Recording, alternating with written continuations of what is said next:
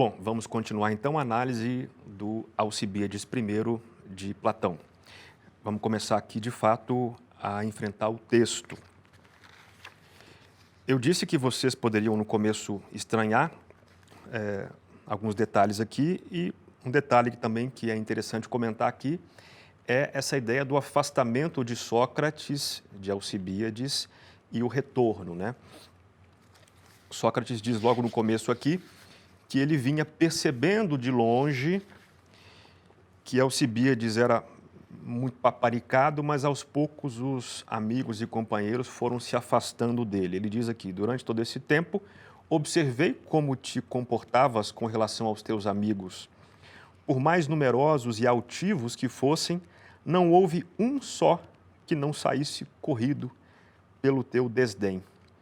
Vou explicar-te a razão de ser de teu orgulho. Essa é uma característica muito relevante aqui nesse diálogo.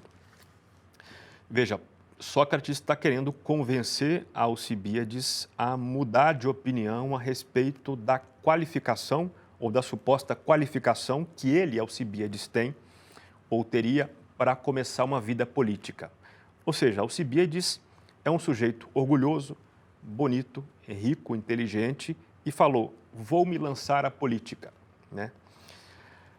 E Sócrates quer convencê-lo de que ainda não está na hora, de que não adianta nada você começar a entrar nessa história aí hoje se você não fizer um negócio aqui antes. Ou seja, Sócrates quer colocar o pé no freio de Alcibíades aqui, né? Tem que começar a estudar primeiro, a refletir sobre sua própria vida antes de se lançar à vida política. Para isso, para convencer alguém, né, a colocar o pé no freio nessa ocasião, é preciso que você, seja muito convincente ou seja de muita confiança da pessoa. Enfim, todos sabemos que não é muito fácil convencer alguém a mudar completamente o rumo da vida. E esse detalhe aqui que Sócrates ressalta no começo é relevante por quê? Porque existe toda uma relação entre a honra, a imagem que a pessoa tem perante a sociedade, perante seus amigos, seus familiares, e a capacidade que ela tem de mudar de ideia, de mudar de opinião. Cada pessoa é uma pessoa diferente, claro, mas geralmente se a imagem que você sustenta socialmente, se o tipo de honra que você sustenta perante as pessoas é muito deslocado da realidade, você precisa investir muita energia nessa história, né? Você precisa fazer a cena, né? Essa é a verdade. Então, se você investe muita energia nisso, em construir essa persona pública, é difícil que você mude de opinião. É mais fácil mudar de opinião quando você não tem muito a perder. E o caso de Alcibíades, pelo menos nesse momento de sua vida, parece que era esse. Ou seja, os amigos todos correram e ele está sozinho. Isso quer dizer que ele não precisa, com muita frequência, sustentar uma persona socialmente. Ele está ali, com um espaço de reflexão em torno de si. E Sócrates o pega nesse momento. Sócrates diz que a divindade o recomendou se afastar de Alcibíades. Aqui no texto grego, a palavra é daimonion, né? É o famoso daimonion socrático,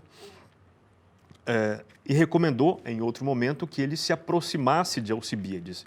Não é possível suspeitar que esse momento de solidão, ou de relativa solidão, seja o mais propício para Sócrates convencê-lo a mudar de ideia. Por quê? Justamente por isso, porque ele não teria muito a perder, porque ele já perdeu os amigos. É mais fácil mudar de ideia quando você está recolhido, né, dentro de si ou num ambiente menor, num círculo menor de pessoas. É mais provável que você troque de ideia nesse panorama. E também não é gratuitamente, me parece, que essa conversa se passe somente entre Sócrates e Alcibíades. Assim também como não parece gratuito que a conversa entre Sócrates e Fedro no nosso próximo diálogo, se passe também apenas entre os dois. E lá com uma característica, né, complementar. Lá os dois saem da cidade para conversar. Esse é um dado também importante no Fedro. Mas aqui, eles estão no ambiente urbano de Atenas e Alcibíades está só com Sócrates. Então, Alcibíades, que é esse homem orgulhoso, ele aqui, solitário e apenas com Sócrates, consegue até reconhecer que errou, que não sabe nada, que está em erro, né? Em vários momentos ele reconhece para Sócrates que realmente ele não sabe nada sobre a atividade à qual ele quer se lançar. Não é todo mundo que consegue reconhecer a sua fraqueza, digamos assim, né? Quando o desejo dele, o ímpeto dele era se lançar à política já em breve. Então, isso é muito relevante perceber o contexto de cada diálogo platônico. Platão não começa nenhum diálogo gratuitamente, né? Cada cena do diálogo tem uma razão de ser. Acho que é o próprio Heidegger quem disse, eu já mencionei ele na última aula. Heidegger disse que não há nenhuma passagem de Platão, por mais inútil que pareça, por mais bizarra que pareça, que não tenha uma razão de ser no contexto do diálogo. Então, as pessoas que Platão escolhe para contracenar, digamos assim, com Sócrates, têm uma razão de ser. O local em que o diálogo se passa tem uma razão de ser, embora aqui nesse caso não seja explícito. Parece que eles estão dentro da cidade, talvez na casa de Alcibíades, não é evidente aqui. Mas quando Platão menciona o lugar, por exemplo, o diálogo Cármides se passa no ginásio, né? Começa no ginásio. Tudo isso tem uma razão de ser. A República começa com eles descendo, Sócrates e os convivas descendo para assistir a uma festa. Tudo isso tem uma razão de ser. E aquele que quer ler Platão tem que começar a ficar atento a esses detalhes. Atento também às interrupções. Quando uma conversa é interrompida e começa uma nova linha de investigação no mesmo diálogo, isso tem uma razão de ser. Platão, em alguns momentos, parece que quer deixar esse suspense no ar, né? Como um psicanalista lacaniano que quer cortar a sessão no meio do negócio para o paciente ficar com aquela coisa na cabeça irresolvida e para tentar resolver de algum modo sozinho mais tarde, né? Então, esses detalhes são importantes. Nada aqui é gratuito e tudo aqui contribui para que o leitor absorva aquilo que Platão quis entregar com seus diálogos. Então, Alcibíades é esse cara insatisfeito que apresenta a sua pretensão a Sócrates. E Sócrates se coloca aqui perante Alcibíades por sua vez, com uma pretensão ainda mais desmedida.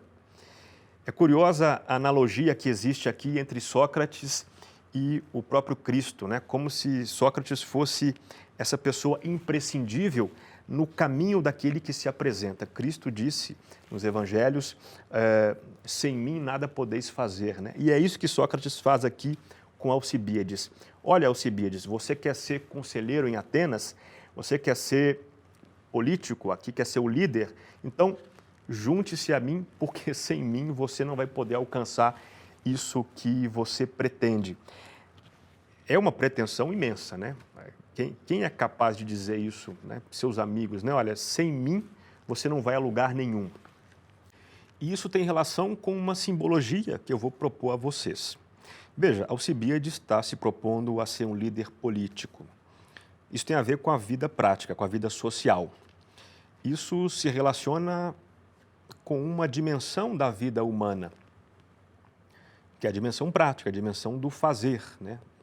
A dimensão daquele que age perante os outros e quer modificar essa mesma realidade através da sua atuação. A dimensão política e social e ética da vida humana. Então, Alcibíades representa essa dimensão aqui. Por sua vez, Sócrates se coloca aqui como sábio. É irrelevante saber se ele se reconhece como sábio ou como aquele que sabe que não sabe, mas enfim, ele representa aqui, ele encarna a figura do sábio, ainda que detentor de uma sabedoria diferente daquela vigente em Atenas. Então, a gente começa a estranhar menos essa possível petulância de Sócrates, essa arrogância de Sócrates, quando entendemos que ele simboliza a sabedoria, a inteligência, que se coloca, então, como instrumento da atividade humana, da atividade social. Como a dizer, vocês políticos, vocês que querem ser líderes, né, de uma cidade, querem mandar na cidade, querem ter poder, vocês não podem fazer nada a não ser que busquem a sabedoria. É por isso que eu disse disse da relação entre Alcibiades I e a República, porque essa tese é evidente aqui, de que o governante não pode agir, não pode atuar ou não deve ascender ao poder, a não ser que ele seja sábio ou que seja pelo menos aconselhado por alguém mais sábio que ele. E aqui há uma analogia interessante que está insinuada aqui, que é a seguinte: Alcibiades quer se apresentar aos atenienses como líder, ou seja, quer ter certo poder sobre os atenienses. Isso é evidente aqui. E, por sua vez, Sócrates se propõe, por sua vez, por seu lado, a ter também um certo poder sobre Alcibiades. Ele convida Alcibiades a se colocar sob seu domínio intelectual, tentando convencê-lo de que é melhor fazer assim ou assado, assim como Alcibiades também está querendo propor aos atenienses que se coloque sob seu domínio aí político, porque é a melhor coisa a fazer. Então, assim como Sócrates diz que tem um ótimo conselho a dar a Alcibiades, Alcibiades também pretende dizer aos atenienses que tem um ótimo conselho ou ótimos conselhos a dar à cidade. É muito interessante essa analogia aqui, né? Também não é gratuita, faz parte da estrutura desse diálogo e de resto de toda a obra platônica. A ideia de que uma dimensão da vida humana está intrinsecamente ligada à outra, como numa relação de subordinação. Muito bem, então Sócrates começa a tentar convencer, já que Alcibiades está praticamente sem amigos e está com essa pretensão toda, né? Está querendo colocar a banca ali em Atenas, ser o líder e tal. Sócrates começa a tentar convencê-lo do caminho necessário para tanto, né?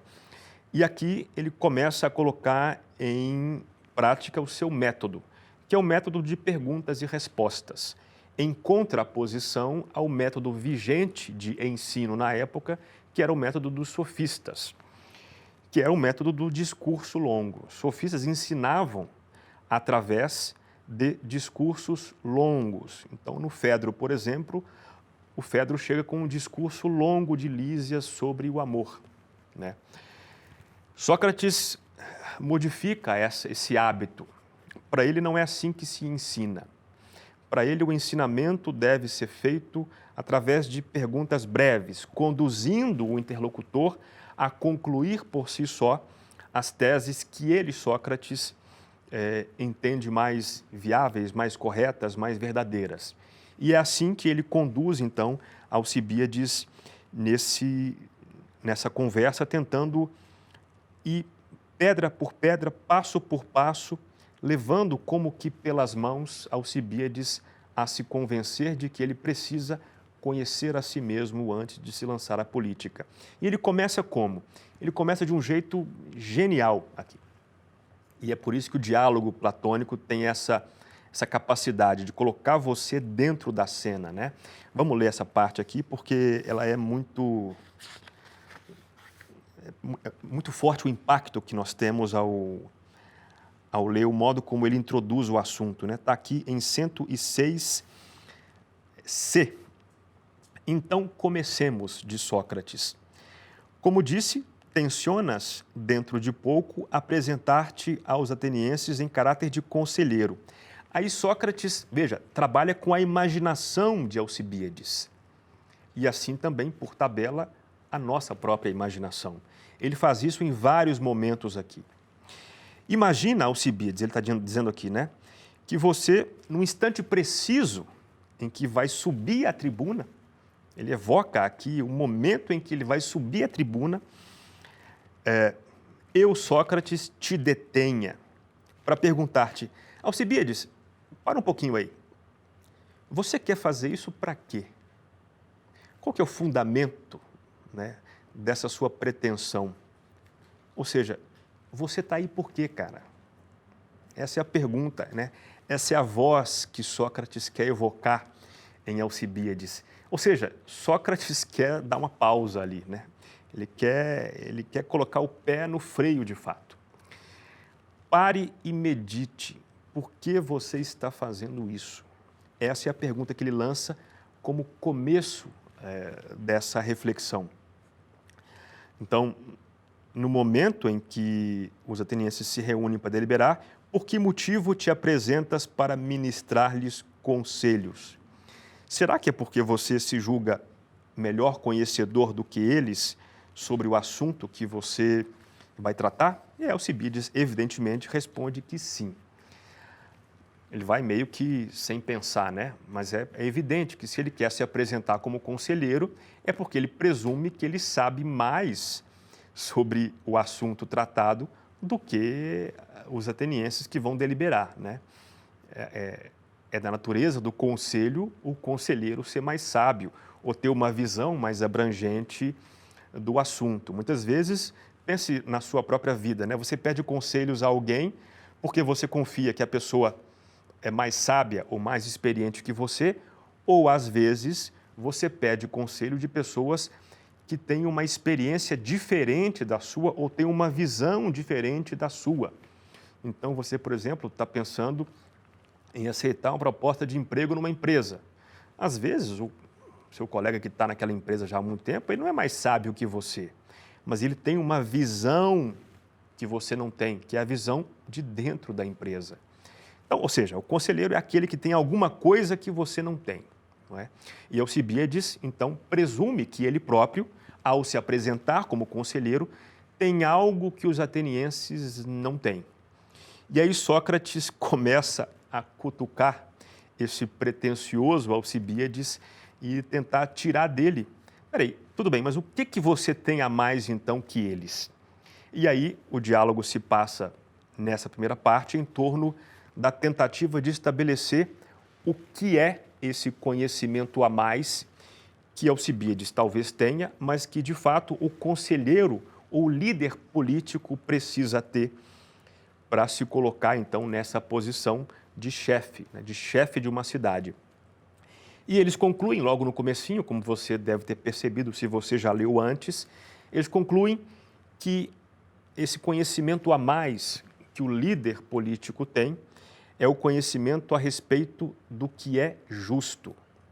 O que é justo ou injusto em cada ocasião, em cada discussão política. Como a cidade deve, por exemplo, declarar guerra ou se negar a guerrear, né? Ou seja, buscar estabelecer a paz com diversos povos que a assediam, que a atacam, não é? Que a ameaçam. É preciso saber em que circunstâncias uma guerra pode ser justa e em que circunstâncias ela não é justa. E aí, o grande pulo do gato aqui é ele tentar convencer Alcibiades de que ele não sabe, de que ele não tem a menor noção sobre o que é justo e o que é injusto. E aqui ele começa a estabelecer algumas notas a respeito do conhecimento técnico. E aqui é preciso que você compreenda que um conhecimento técnico não é a mesma coisa que um conhecimento teorético. O conhecimento teorético é aquele que não tem pretensões de agir no mundo. Ele é puramente contemplativo, não é? O conhecimento técnico, ele pressupõe que você vai alcançar um objetivo especial, um objetivo técnico, né? Um objetivo concreto. Então, ou é estabelecer, por exemplo, as regras de convívio social, ou é, por exemplo, aumentar, né, o PIB de um país, aumentar a riqueza de um país. Tudo isso são objetivos que a vida social e política pode estabelecer para um povo e é preciso saber como se caminha, como se chega a esse objetivo. E Sócrates está estabelecendo qual é primeiro esse conhecimento, que Alcibiades nem sabe qual é. Então o cara quer se apresentar como conselheiro, mas ele nem sabe de que se trata. E é isso que ele quer convencer. Olha, você não sabe nada ainda, rapaz. Comece então a perceber a sua ignorância para você talvez, se tiver fôlego, começar a trilhar esse caminho. Essa é a grande sacada. Talvez seja essa a grande mensagem desse diálogo. Antes de começar a se lançar na política ou em qualquer atividade humana, é preciso conhecer. Conhecer quais são os meandros, conhecer quais são os passos, conhecer quais são os perigos de desvio do nosso objetivo inicial. E aí, ele acaba convencendo de fato de que é a justiça e ele estabelece as notas desse conhecimento técnico. Primeiro, ele diz que você ou aprende com alguém ou aprende por si só. E ele tenta extrair de Alcibiades como foi que ele aprendeu o modo de estabelecer o que é justo e o que é injusto. E Alcibiades, curiosamente, nós também, vamos ser sinceros, nós temos essa noção, né, dentro de nós, de que desde criancinha, ou seja, nós nunca aprendemos, nós já nascemos sabendo, porque desde criancinha, nós ali, com 5, com 6 anos de idade, talvez até antes, já tínhamos a noção de injustiça e nós brigávamos, às vezes chorávamos, quando éramos injustiçados, ou pelo coleguinha, ou pelo irmão, ou pelos pais. Então, nós tínhamos, de algum modo, esse ímpeto dentro da gente desde que éramos crianças. Logo, Alcibiades conclui aqui, não houve um momento em que eu julgasse não saber. Ou seja, eu sempre soube o que é justo e o que é injusto. Isso confronta um pouco com a ideia que Sócrates tem do conhecimento técnico, porque para ele, você só vai buscar o conhecimento se você julga que não o tem. Você só vai buscar saber se você acha que não sabe. Porque se você está cheio do conhecimento ou da impressão de conhecimento, você não vai ter o ímpeto de buscá-lo. E ele flagra Alcibiades com essa concepção de que eu nunca busquei porque eu sempre soube. E aqui vale a pena a reflexão. Será que de fato nós só passamos a conhecer algo quando buscamos conscientemente o conhecimento? Será que algumas coisas que nós aprendemos, nós não aprendemos meio que por acaso, sem querer buscar? Ou, por outro lado, será que só existem essas duas formas de conhecimento? Ou seja, ou eu aprendo com outra pessoa, ou eu aprendo voluntariamente buscando por mim mesmo?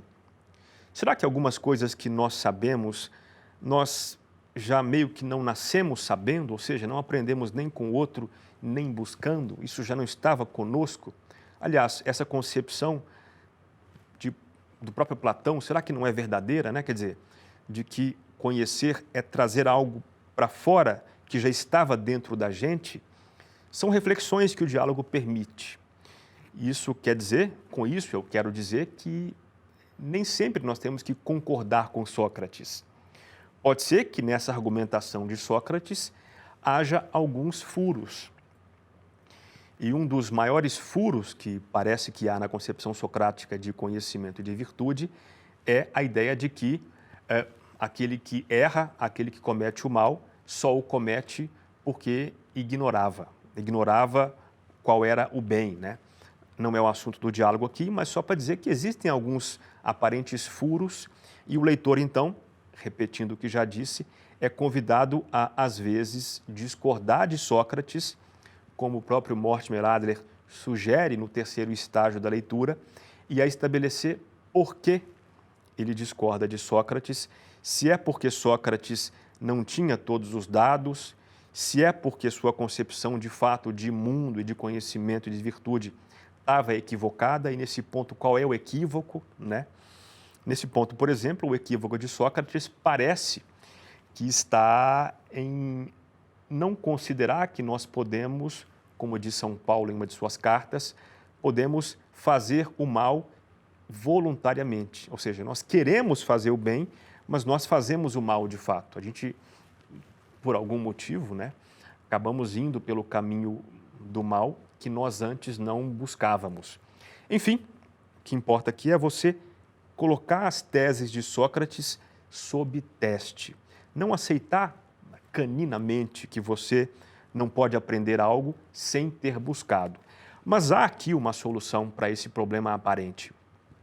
E a solução está em entender que Sócrates está tratando aqui de um conhecimento específico, de um conhecimento técnico. E esse conhecimento técnico, aí sim, parece que nós só o buscamos quando entendemos que o ignoramos. Porque a técnica aqui é o quê? A técnica é como um hábito, é uma característica da pessoa que a permite praticar uma certa atividade humana com constância e com acerto. Então, o que é um bom educador? Um bom educador é aquele que tem a técnica educativa, que tem a técnica da pedagogia. É aquele que consegue transmitir aos seus alunos, ou, segundo Sócrates, extrair de seus alunos o conhecimento que estava latente. Ou seja, aquele que consegue, né, com que os seus alunos sejam pessoas melhores e mais sábias depois do contato que tem com esse professor.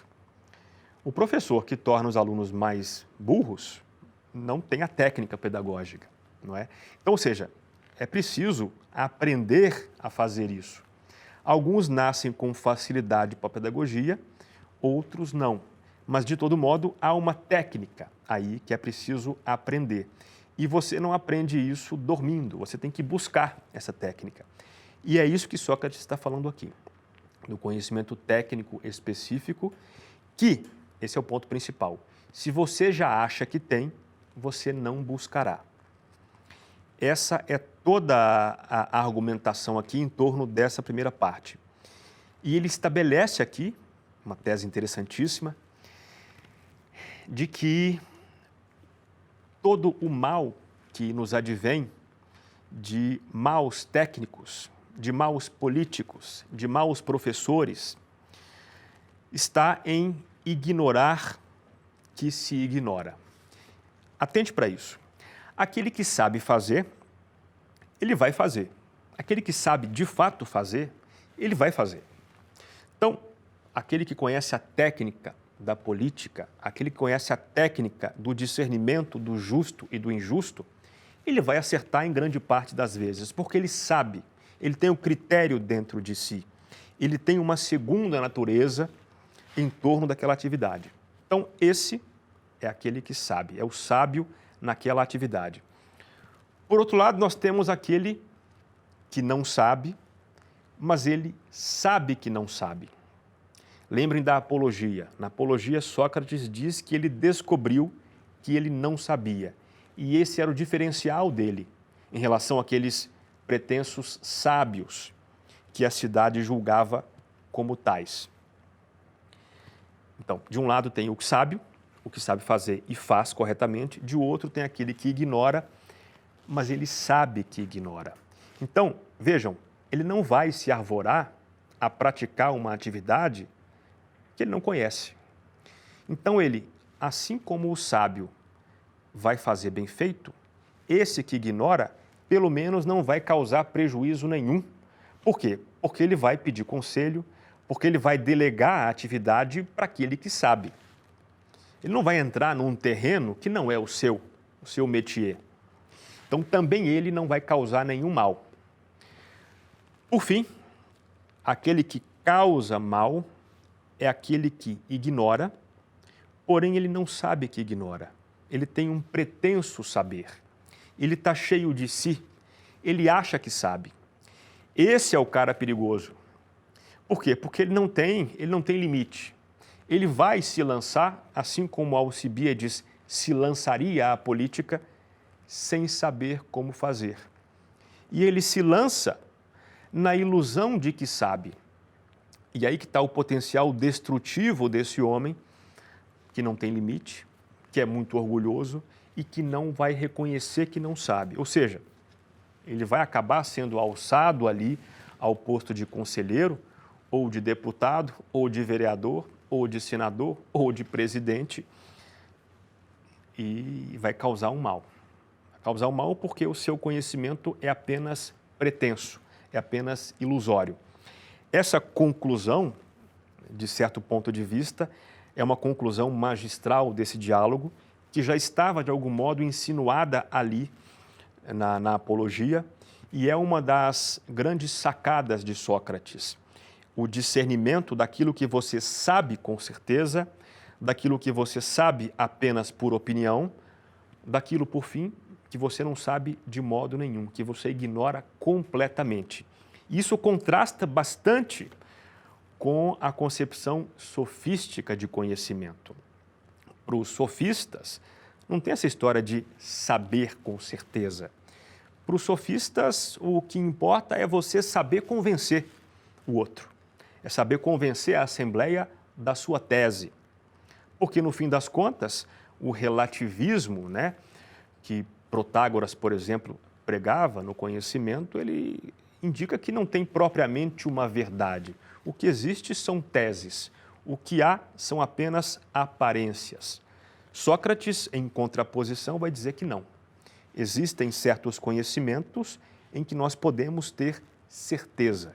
E é sobre essa base de certeza que você pode ir construindo passo a passo um pouquinho mais de certeza e, portanto, você consegue praticar condutas boas quando está ancorado nessas pequenas certezas que vão ganhando terreno. É por isso que ele diz para Alcibíades: sem mim nada podeis fazer, porque eu sou o detentor de um mínimo de conhecimento sobre o qual você, político, sobre o qual você, homem da vida prática, deve estabelecer as suas bases sobre essa casa firme, né? Então, é importante perceber essa relação entre conhecimento seguro e vida prática, que nem sempre é evidente para nós, né? A gente, às vezes, tende a separar uma coisa da outra como se tratassem de âmbitos muito diferentes da vida humana, quando, na verdade, as coisas estão muito ligadas intimamente.